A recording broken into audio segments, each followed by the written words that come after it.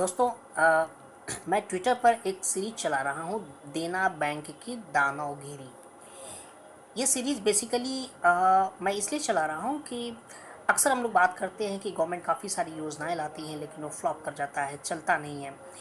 और पिछले 70 साल में गवर्नमेंट ने इतनी सारी योजनाएं ली, फिर भी हमारी स्थिति वैसे की वैसे बनी हुई है। आखिर क्या कारण है जिसके चलते ऐसा होता है? तो मैंने एक सिंपल सा केस पिकअप किया। गवर्नमेंट की एक स्कीम जो प्राइम मिनिस्टर मुद्रा योजना, हमारे माननीय प्रधानमंत्री जी ने प्रधानमंत्री मुद्रा योजना करके काफ़ी अच्छी शुरुआत की, जिसका मकसद ये था कि देश के गरीब से गरीब आदमी भी बैंक के पास जाकर के अगर उसको कोई छोटा मोटा धंधा करना है, बिजनेस करना है, तो उसके लिए लोन के लिए अप्लाई कर सकता है। और बैंक जो है उसको एक आम जो जैसे एक बड़े बिजनेसमैन को ट्रीट करती है, एक बड़े बड़े मतलब करोड़पति अरबपति लोगों को ट्रीट करती है, उनको लोन देती है, उस तरह से उसी सुविधा के अनुसार इनको भी लोन देंगे। प्रधानमंत्री मुद्रा योजना में मतलब जो पढ़े लिखे लोग नहीं हैं, अनपढ़ लोग नहीं, अगर किसी को चाय का स्टॉल लगाना है, किसी को केले के लिए पुश कार्ड खरीदना है, वैसे लोग भी अप्लाई कर सकते हैं। अगर आपको केला बेचना है, अगर आपको बाइसिकल पे कुछ बेचना है और बाइसिकल खरीदना है, तो भी आप बाइसिकल के लिए अप्लाई कर सकते हैं और लोन ले सकते हैं और अपना बिजनेस चला सकते हैं। बेसिक आइडिया ये था कि आपको लोकल मनी लेंडर जो होते हैं, जिनकी इंटरेस्ट रेट काफ़ी ज़्यादा होती है, उससे सरकार आपको आराम देना चाहती थी कि आप जाकर के बैंकों से कम इंटरेस्ट रेट पर लेकर के अपनी योजनाओं को, अपनी व्यवसाय शुरू कर सकते हैं। मैंने अपने ग्रुप के ऑटो रिक्शा ड्राइवर्स को इस योजना के लिए चुना कि जब ये योजना है, ऑटो रिक्शा ड्राइवर जनरली जाते हैं मनी लेंडर के पास, 40%, 45%, कभी 50% इंटरेस्ट रेट पे लोन लेते हैं। काफ़ी बड़ा अमाउंट ये हो जाता है, इनके लिए पेमेंट करना बहुत मुश्किल हो जाता है। तो उस योजना के तहत जब हमने शुरू किया, तो मैंने गुजरात, अहमदाबाद, जो उस राज्य के लीड बैंक को मैंने पकड़ा। लीड बैंक देना बैंक है।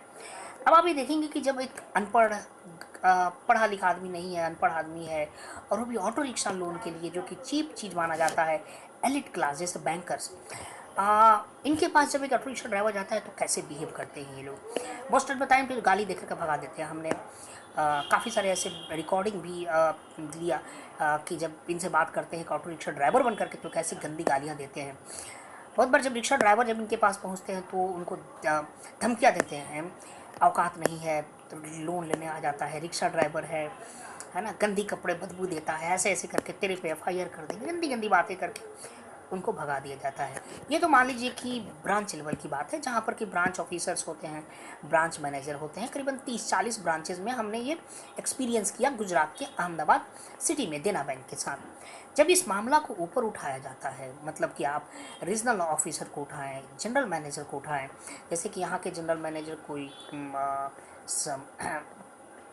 गुजरात के सम विक्रम सिंह खिच्ची करके कोई है, उनसे जब मिलने की कोशिश की गई कि हम इस चीज़ को कैसे ठीक कर सकते हैं, तो उन्होंने ये कह करके करेंगे नहीं, समय नहीं है और इसके लिए आपको टाइम नहीं दिया जा सकता है। इस तरह से इस चीज़ को बार बार उठाते उठाते जब हम लोगों ने सीएमडी लेवल तक इस चीज़ को उठाया, आप जान करके हैरत में रह जाएंगे, इस पे एक भी सुनने वाला आज के दिन में देश में नहीं है।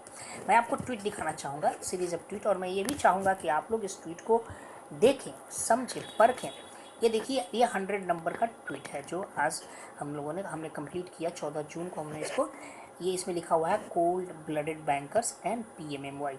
ये गया हुआ है सीएमडी अश्विनी कुमार, जो देना बैंक के ऊपर लेवल तक जाए, और इसमें बाज़ाब्ते आप देखेंगे कि क्या प्रॉब्लम हुआ है और इसको लिखा गया है। सो ये एक ईमेल है जो कि आप देख सकते हैं कि किस तरह से रिक्शा ड्राइवर गया वहाँ पे, किस तरह से उसको बार बार बुलाया जाता है और उसको बाद में बोला जाता है कि नहीं, आपका अकाउंट नहीं खुलेगा। बहुत सारी एक्सक्यूज़ेस दे दिए जाते हैं। ये देखिए 99 नंबर ट्वीट आपको यहाँ पे दिखेंगे, जो कि देना बैंक का सीएमडी को और देना बैंक और सबको। ये आप देखेंगे मेल किसको भेजा गया है, तो यहाँ पर देखेंगे, यहाँ पे आ रहा है समजया देना बैंक। ये जब रिक्शा ड्राइवर पांड्या महेश करके है, उसकी ईमेल आईडी से भेजा गया है।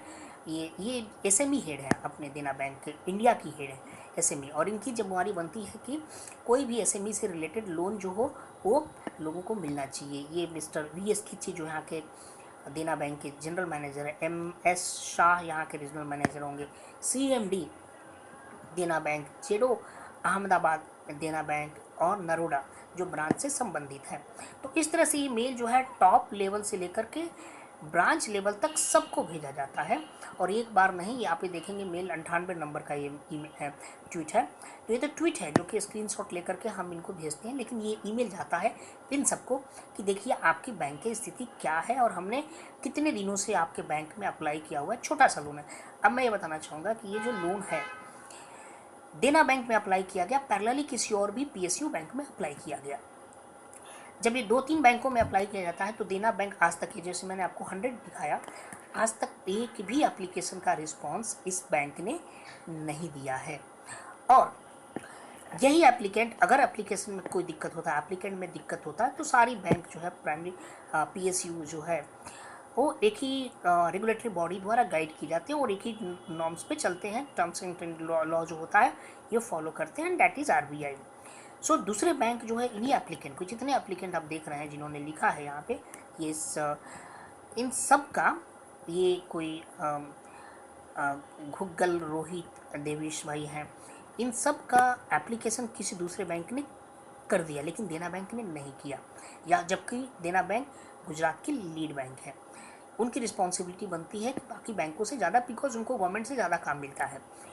तो होता क्या है बेसिकली कि जब रिक्शा ड्राइवर्स यहाँ पे जाते हैं तो उनको धमकाया दिया जाता है। कभी बहुत बार ऐसा है, इसमें आप देखेंगे कि बताया गया कि रिक्शा ड्राइवर को 2 बार 4 बार गया, बाद में उसको धमकी दिया गया कि मैं आपको FIR कर दूंगा। जैसे आप देखेंगे इस ईमेल में यहाँ लिखा हुआ है कि FIR कर देंगे, यहाँ पे देखेंगे FIR करने की धमकी दी।